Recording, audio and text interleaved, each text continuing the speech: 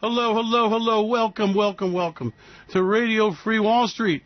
It is my pleasure to be with you, 5 o'clock New York time on a Sunday. I have a very important story that's not quite in our bailiwick. We want to talk to you about the incredible tragedy of these school shootings, okay? And I bet you've been wondering, what in the hell is going on? And this comes back to something that we realized many years ago when we... Let me tell you a story.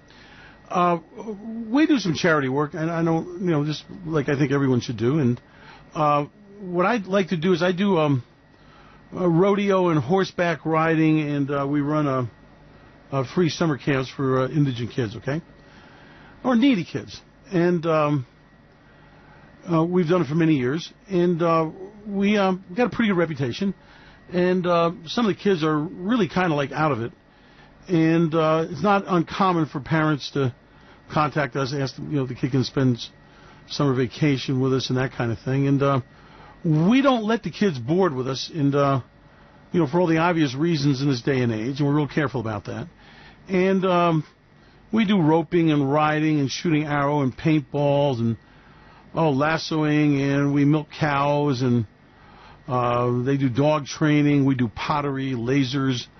Demonstrations for them. We give a really big round. We could bring like a guy in that's an expert on basketball. We bring in a guy that's archery guy. We bring in a vet, and they listen to the horse's heartbeat, and sometimes the puppy's being born. And the problem is that we've expanded the place this year to get even more kids in it. And so it's just been a pleasure of mine, and it's grown and grown and grown. As I started this, I realized that there were some kids that were really acting really strange. And, I'm from New York and the Greenwich Village, so I really know strange. And, but I mean strange. And we started finding out that a whole huge number of these kids were on Ritalin and the other drugs they give them, okay? And I was disturbed because the parents would ask me if I would give them Ritalin. I said, no, you'll have to arrange your own dosing. Thank you very much. I'm not going anywhere near that one. Anyway, someone put me in touch with a doctor friend, one of our subscribers, and this guy is an expert on Ritalin, wrote books about it, okay? And I said, what the hell's going on here? He goes, it's a management situation. So in the older days, you used to spank your kids. Now you put them on Ritalin and have them nod out in the corner. And I said, well, what's the problem? He said, well, it's a huge drug. There's a huge amount of money in it, and especially among boys as they go to puberty and grow a hairy set of balls. My way of explaining, not his. He says it can do some really strange things, and they get really aggressive. And he said it's a real problem. And that I run a full-time fight on trying to get these kids off the Ritalin, and the schools are encouraged to do it, and the school psychiatrist gets a nice big fat fee to examine them, and then they get them on it. And like so many drugs in America, you get them on, you can't get them off. So anyway, I became just watching this Ritalin situation, and it seemed like these kids at 13 started getting weird, 14, 15, 16. By the time they were 17, some of them were pretty wigged out. And I became gravely concerned. So I'll make a long story short, we've been working with doctors and we quote established medical people. I hold your breath if you don't want to puke. And a lot of times we end up getting these kids off Ritalin. They've been on since they were like 8, 9 years old, okay? I have been to schools in Europe where there's a line of kids getting the Ritalin dose. Yes, it's one of the big, deep, dark secrets, okay? And we've had some kids around here with really aggressive behavior. It's like, well, you should picked up a machete, he's chasing other kids around, all this crazy shit. You go, whoa, what is this? And what's happened is, for some kids, it reacts in different ways. Now, let me tell you one of the big secrets. The vast majority of these kids that are on these school shootings have been medicated, and they don't want to admit that, okay? And there is some connection with these drugs they are taking and the behavioral problems and the fact that they kind of lose track of reality. Now, don't get me wrong. I think every one of these kids that did this thing should be hung high. In other words, if you had a pill problem, I don't give a shit. Take your lethal injection like a man. That'll be your last pill you get, okay? Once you cross the line, to me, there's no forgiveness. Really, really, really. The insanity plea? No. But what I'm saying to you is in trying to understand these problems, you've got a huge number of people who are tranquilized.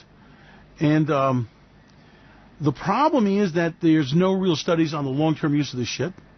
And especially as boys become men, it seems to create all kinds of behavioral and feelings of inadequacy, suicide, aggression, hostility, and all that.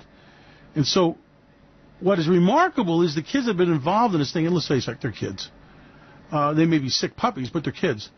And there's some correlation between the medication. Now, the other problem is that there's probably a lot of people that really need their medication. But because the mental health is in such sorry shape, the monitoring that is supposed to, one of the big scandals is there's supposed to be a lot of monitoring going on here. Now, it's really easy to give them the pill and tell them to get in the corner, shut up, and go be amazed by a flashlight. But to go ahead and monitor them and the counseling and all that gets expensive, and resources are stretched, and that part of the protocol is not being done. And what's happening, also dosage monitoring and all that. Now, they start on Ritalin, they get some stronger stuff if they still are a behavioral problem. What they're basically doing is, in my opinion, medically managing kids being kids. And it's a very dangerous trend, and one that is growing, okay? And like so many things, especially involved with drug companies, I mean, they become all of a sudden a very big business. And as you know, these legacy drugs are something that, looks really good on the balance sheet. I mean, it's $1 billion drug. I mean, it's just an unbelievable situation. And what I'm saying is that with my direct experience with large numbers of kids, in the hundreds, not the thousands, well, I guess we're doing 100, 200 a summer. Yeah, I guess we could say there have been a couple thousand go through here. And what happens is, we've had a lot of success stories. Things like,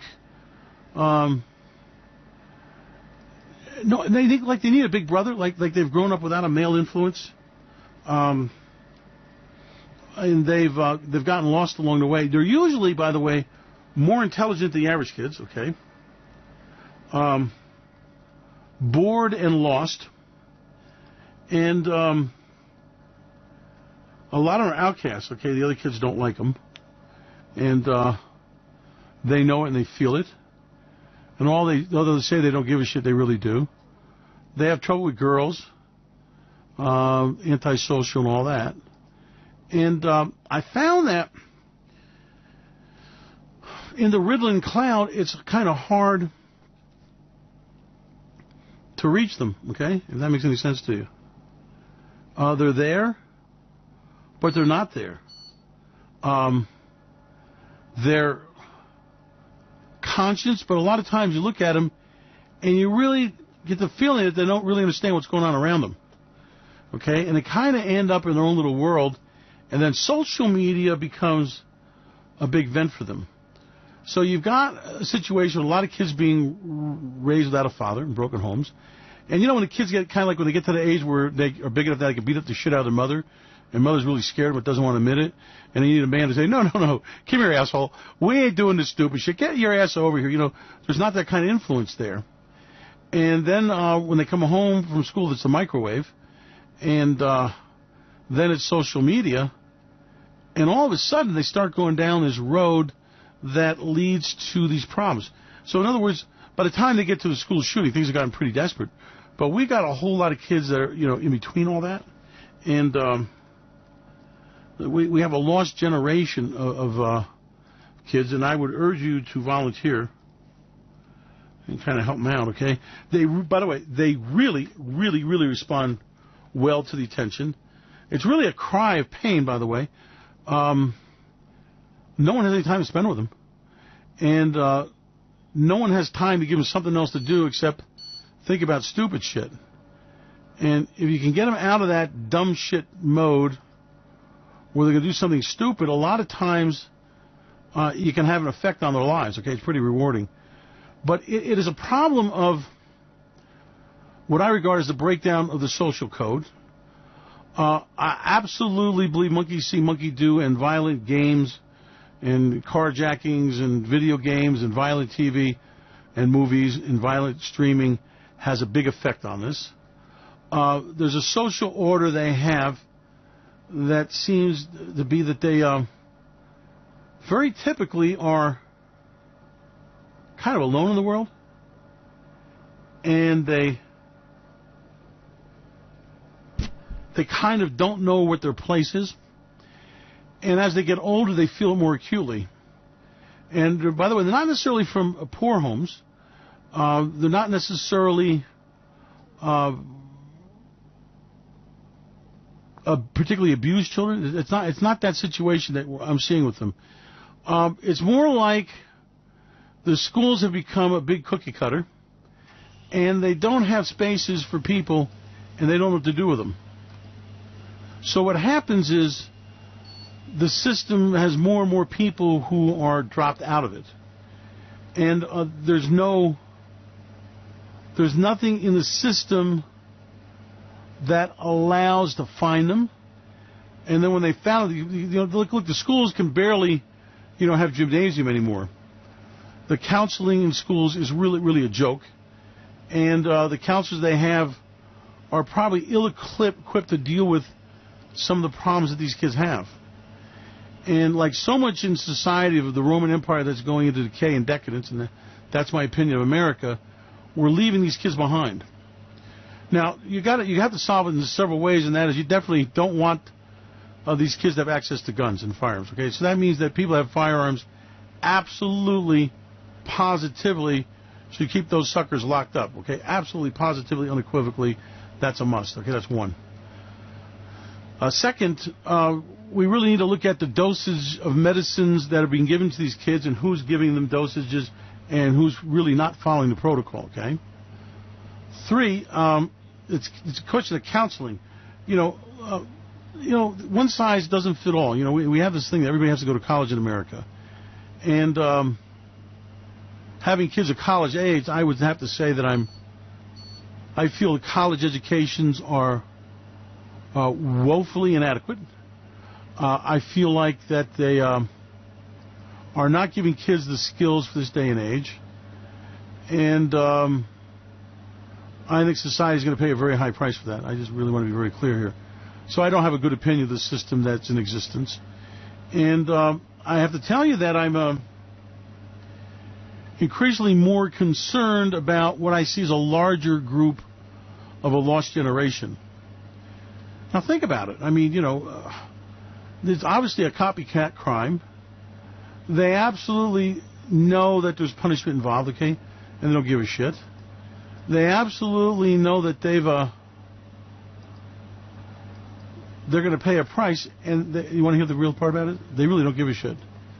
They're in so much pain and so much misery and so lost in the world they find themselves in that it's no longer to them a problem. If I go to jail, I go to jail. If I get killed, I get killed. If I kill myself, I kill myself. They really don't care. And I can tell you that dealing with a lot of them, you find out that it's like they've been numb so long, they're not in touch with their feelings. They're not in touch with their inner self. They're not in touch with other people. And it's this whole isolation thing that's begun very early in, where they basically people socialize, and that's in schools. And it is a problem, an epidemic in our society, and it's growing. And I'm going to warn you that, this is the shit they're pulling at 17 and 18. Imagine what they're going to do at 25 and 30. Okay? It's not ending there. It's going to keep growing and growing and growing and growing. And the problem's going to become bigger and bigger and bigger. And the horrendous crimes they commit will be more horrible. And no one's rescuing them. The biggest thing I find is that if the parents are concerned, a lot of times they're not how can I put this? A lot of parents don't realize the problem they've got. I mean, don't we all have that problem? Okay. Not my Johnny. He wouldn't be using drugs. You know, we've heard that all before. Not my kid. You know, and I hear that a lot. The other thing is that if the parents are aware of the problem, there's no social reach out. There is no place to go to get help with the problem. There is not the widespread expertise about the Ritalin epidemic. There is not a lot of intervention going on here. I mean, I know a good doctor who absolutely wishes to remain anonymous, who is deeply troubled by this and feels like that he's almost a lone voice in the wilderness. And I think it behooves us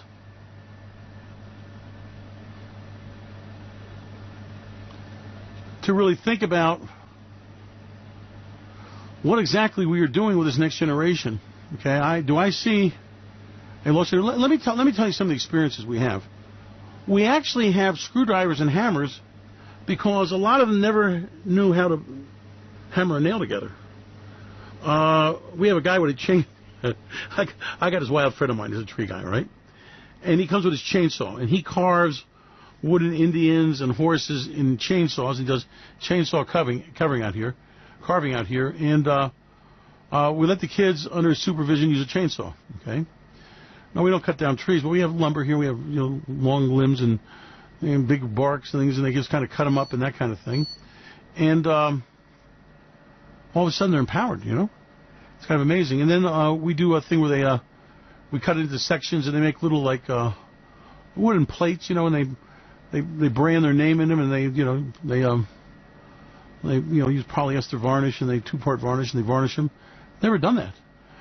They don't know how to use a paintbrush. I'm serious. A lot of them don't like when we have an old-time butter churn, okay, and we make butter, and they're shocked that is that where butter comes from? I thought it came from the store. Really. And we make ice cream. We milk cows. They gather. For example, we have a breakfast, lunch, and dinner. Okay, so they come in, and we arrange buses now, pickup points, because we have a long drive from the city out here. And when they come out, we have a snack for them. And the first day, it's like, oh, what's this bullshit? You have that funny look like, I'm not going to be one. I don't want to be here, right? Well, we eventually can win them over. And you gather the eggs. And then all of a sudden, they're making omelets. And everything's cooked on an open fire outside. And a lot of them have never done that, okay? We have cowboy beans and hot dogs. And they have hamburgers. And we have a pizza day. And then... So we have like a brunch in the morning, and then a lunch, and then in the afternoon it's if we make the ice cream, they get the ice cream, and they put the toppings on and all this stuff, and it's like all of a sudden after a few days it's like everybody's into this stuff. We have like water cannon fights. I mean, we make our own water cannons hooked up with hoses. I mean, not this plastic bullshit. And they do that, and then we have the world's longest slippery slide, which is like down a mountainside. Yeah, anyway, my insurance man is always worried. And really cool stuff, okay? Archery, and we have quad bikes, and they get to ride and drive quad bikes. Most of them did it on virtual, but they do it on real. Some of the better ones, we let them use the dirt bikes, but that's we got some soft pounds there. But the deal about all this is that they're not empowered. I mean, there's nothing in their life that deals with reality. In other words, they don't know how to air up a tire. Never mind, change a tire. They don't know how to use a screw gun, okay, or even a screwdriver. They don't know how to weld, okay, just like run a bead. I mean, some of these kids really take to the cutting torch and make neat things and bring them home. And so what happens is, the secret is to find that something that hooks them. You know what I'm talking about? Is it a hook like, does this guy want to ride the horse and learn how to jump on it? Does this one want to be a dog handler and learn how to, we have many dogs. And, you got a guy with a leash with 10 dogs on it, they're kind of pretty cool, right? And so what happens is we're trying to find some kind of outlet, invent, something they can master other than what's on the the screen of the phone, okay? And so they're lost in the phone. By the way, we don't tell them they can't use a phone. At first, they're all at the table and on their phones, and then pretty soon it's like, I think your phone, I'll get it later. You know, like there's something more exciting than what's happening on the phone. You know, we got quadcopters here that they learn how to fly them, and it's just been amazing. I've been doing this about 10 years now, and it's been amazing because the kids that are coming up. By the way, you'd be surprised how many come back to visit often. Okay, and you know what you're trying to do is give them a couple of weeks of just memories of living in a world that's real. Okay, and sometimes we've got like a motor that's being stripped apart, and they really get curious about how that goes back together. Sometimes I get a small engine that's in a build process where they can actually see it from where you're honing out the liners and the valves are going into the head and the valve springs, and they see the thing start. That's pretty cool. And what's amazing is it doesn't exist in the educational system. Everything is virtual. So what happens is they don't have a touch of anything that is the real world. As crazy as that sounds. Like I said, you know, like we sometimes we'll build a little cabin. You know, just a little cabin. You know, a wooden cabin, and they put in the floor and the walls and all that stuff, and or they're wiring electrical outlets. Yeah, kind of like you see how excited they get when they flip on the main panel and the lights come on. I mean, they have none of these experiences. They have nothing that is in creative. Okay, we do 3D printing, and you know, like whatever they print, they take home and that kind of thing, and that's become hot in recent years. But what I'm saying to you is that the key is that, you know, you're going to do dumb shit when there's nothing else to do. And then sometimes we can get the parents and, you know, get them to a doctor, and then we start reducing the Ritalin dosage. And the main directive is to try to get them off that shit. And a lot of times they're brand new people. Okay, well, he's the Lexics and AC, DC, and, you know, polarization. I don't give a shit what you are. Whatever it is, whatever your circuit's wired, learn how to live with it, okay? You know, so I regard bipolar and all this crap as just an excuse, okay? Whatever it is, you deal with it, okay? You can't read? Well, you don't have to read. You're dyslexic? Fine, deal with it. So our thing is that rather than try to chemically modify it in the state that I feel oftentimes is worse, is to try to find where that person lives. And then give that person some connection. Like we have a little hydroponic garden, okay? And some of them just watching, like, you know, growing hydroponic tomatoes and eating them. Okay? I mean, that's a big deal. And what I found was that, you know, there's a complete diversity in what they gravitate to. And then all of a sudden we have these various workshops around doing these various things. Sometimes we're doing play. We have a woman coming in who is brilliant on clay pottery. She does like 3-dimensional clay pottery where they make each little flower petal, and then we don't have a kiln here because I didn't want to have to fire up the kids. So we send this stuff off to a kiln. It comes back glazed, and I mean all of a sudden that we have several pottery wheels, and what happens is all of a sudden they're connecting with things, and one of the big ones is we tell them to bring in all their broken phones, and then we have a pile of glass and a pile of the strips and the things. And we go ahead and fix those. That's a big one, and all of a sudden it's like, oh, I can fix this. I mean, they have no idea that things can be repaired and, you know, just not thrown away. Of course, you know, manufacturers don't want anything fixed.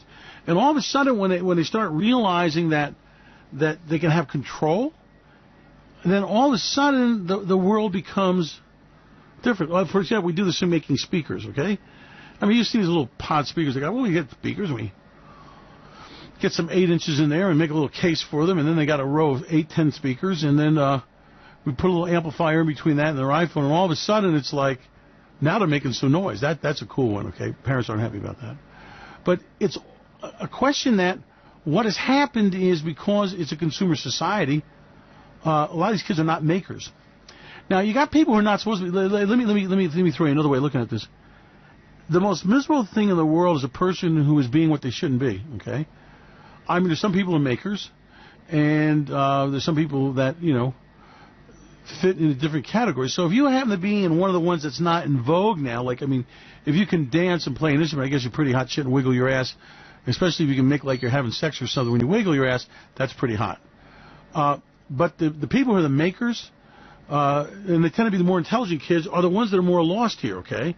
And what happens is, like this last shoot, it was very interesting. They said the guy made a bunch of, tried to make a bunch of bombs that were very primitive, okay? And I really understood. In other words, what he was trying to do, he was trying to make something. He was trying to create something. Believe, I mean, I know he's creating destruction, but in other words, there's not that much of a switch to channel making destructive into making creative, all right? And what happens is, you just got these kids that have no control in their life. Now, all of a sudden, like they make a case for their iPhone. All of a sudden, when they start making things that they've created, I mean, it really means something to them. I had one guy here, and he did this thing of having to bring in their old shoes. And then they soaked them in a tub. And then they got out the glue and they put them back together again and took the soles out and all this stuff. And that was pretty cool. You know, don't throw away your Nikes, you can fix them, that kind of thing. It's just all kinds of projects, and I bring in people with different skill sets. And they get in touch with that creative nature of mankind. And all of a sudden, I mean, a lot of running around, a lot of basketball. They love the water fights. That's really cool. You do the basketball, you do the soccer. A lot of riding on the horses. You know, it's just a problem. This year we're going to make an old buck wagon. Okay, which is not, buck wagons are not that big a deal to make, but one year we made a rowboat, and that was pretty cool. So what happens is they have this real need to be creative, and there's nothing in the society that's a throwaway to have them do it. We'll do video cameras and show them how to stream on the internet. That's a cool one. Just kind of basic stuff like, oh, here's an old refrigerator. This is where the Freon goes in. I mean, it's amazing how they know nothing. I mean, nothing. It's like, compression fittings to put a hose together. I have no idea how to do that. How to use a pair of pliers. What in the hell is that for? It's just incredible that they're just so separated. It's evil, too. They're so separated. And what I'm saying to you is that if you allow that out of control, I can't interact with my environment or my world. I am a victim. It turns into something very ugly in the human soul. Well, all of a sudden, if they have control, say, well, I can't be on the varsity basketball team, but I'll tell you what, I can hook up your computer and put hard drives in and turn out the memory chips. And all of a sudden, we had one kid, and he was really unhappy. And I saw him at the mall, okay, and I said, aren't you supposed to be in school? He goes, yeah, I cut class. I said, what's going on? He goes, I don't know. He said, I just don't feel very good there, and I don't like it. And I spoke to his father, and they had him in a school he didn't want to be in. And so he came around, and he had a knack for computers, okay? And he started, you know, I gave him a pile of old computers, you know, I obviously a lot of computers and laptops and stuff. He started putting them together. And his father, to his credit, started buying him keyboards and hard drives and all this stuff and memory chips. And he goes around the neighborhood fixing people's computers, okay? And then he got into a advanced military school, and he is programming with Python, and he's going to engineering school now, okay? And this was a guy that was, you know, kind of a little bit overweight and chunky and not really popular, but a genius in there, okay? And God only knows what he would have turned into. So what I'm saying to you is that there's just a whole lot of really talented people that society really needs. And under the cloud of the Ritalin, and then under the school where you're a douchebag asshole if you're not, like, really cool, and you don't jive dance, and you don't play football or basketball or whatever, okay, and they're kind of left out. And the problem is that guy that's doing the basketball in the school, he's probably not going to do anything with it. And those average kids, well, they're just going to be working for somebody like him. And if you know what I'm trying to say. And so what's happening is we're losing our leaders. We're losing really some talented people that are just off in left field. I mean, they know how to make. Listen, we have to teach them how to make a fire. They cannot get a bunch of sticks and learn how to know how to get them burned. You know, like we got to put a little hay in there and a little twigs and the bigger twigs and then the big log. I mean, no idea. No how to start a fire. Didn't know how to cook a hamburger on a barbecue, a flame barbecue grill. We're amazed at the pot of beans and hot dogs we're cooking in there. I mean, sometimes we do flapjacks on the grill, which they really call them flapjacks. And what's happened is it's a whole new world. And think about it. They're raised with a microwave, okay? They don't know about a telephone that you hook up wires to. They don't know how to use a voltmeter. Like, well, your batteries are bad? Well, I don't know. Well, how about if you measure the voltage in a voltmeter? Really? I mean, they know nothing. And if you're not going to teach them something, there's going to be some scumbag on the internet that's going to teach them all kinds of bad things. And one guy told me this. He said, I used to like getting high, but I'm too busy for that shit. I got so many things I want to do, and when I'm high, I can't do anything but kind of stare at the ceiling. Okay? And what I'm saying to you is that we are just abandoning these kids. We're abandoning this generation, and it's getting worse and worse and worse. Why? Well, the parents are trying to pay that mortgage on that piece. They're not going to get on the property ladder paying that piece of shit mortgage on the house. Takes 2 people to work, and then when it wipes out, they get nothing anyway. Okay, and they lost their kids besides. And I don't know. Maybe this will motivate you to get involved somehow in an intelligent way, right? I can't. It's a lot easier to save them at 17 than to rehab them at 35. Okay. And I want to tell you that this tragedy we're seeing has to have a multi-pronged attack. Of course, we have to harden the schools. There's no doubt about that. It's gone too far, too many crazies. And we're going to have people locking up their guns in gun cabinets, which we've always done. I never knew people didn't do that, okay? I don't want somebody breaking into the place, getting an arsenal. So, it's that kind of situation. And then the next situation is give them something to live for. Give them something that's really cool to do. Give them something that occupies their time, where they can make and create. Man's a creative being, okay? If you can find that creative spirit in them, all of a sudden, things happen. By the way, we have a lot, like we have a veterinarian that volunteers to come. We got an 80-year-old Marine Vietnam vintage that comes and he's my chainsaw guy, okay, the tree guy. We've got all kinds of people. We've got this gal that does the pottery. And what happens is it's not really that hard to put together, If you, just in a small scale. I mean, my project's kind of gotten out of hand, but it's the summer delight. We do it for like June, July, August. And, I can't be out there all day. I'm too busy, but, we got the people there and all that. And I've cloned myself with a lot of people who just really love doing it. And it really, for some reason, that lousy 2 weeks of, creativity. Sometimes, if they really need it, they can come back 2 and 3 times. Right? It's a 2-week deal. But if they're kind of like really out of it and they need more time, then we kind of do that. And we work with the parents. And I got parents running me down, can you take Johnny? Can you take Billy? Can you take Bobby? And we don't allow any bullying, by the way. That shit does not go on. We do have a guy, by the way, who's a karate instructor, and we do karate, and some of them like that.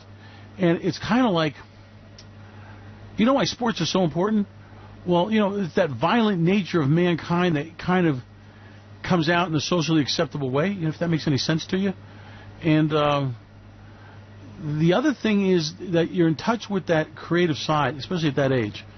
And if you can get them to lock into it, just lock into something, anything, 3D printing, something, assembling computers or anything that just gets them out of the bedroom and off of the stupid vast video games, throw your life away, or watching people get machine gunned to death 35,000 times and all this stuff.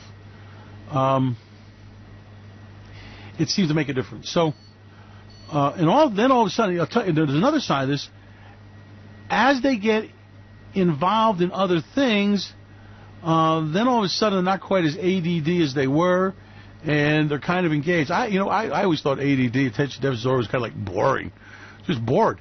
Okay, and all of a sudden, that part of it, but a remarkable number of these kids involved in these shoot-ups are absolutely, you can see it, they're lost souls, and they're absolutely, positively, have a drug that has some factor in this thing, and no drug company's going to admit that, right? So that's one of the great scandals of our time.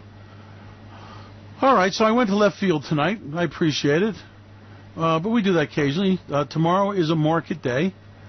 We got the ridiculous situation with, we're going to negotiate with John. Okay, so we said we're going to kick you in the ass, kick you in the balls. Guy goes, okay, we're here for a fight. Well, maybe not. Let's sit down and be friends, So what's happening? We're backing away from these things. We're making idiots of ourselves, and this will not end well. Anyway, my pleasure to be with you. Thank you for coming.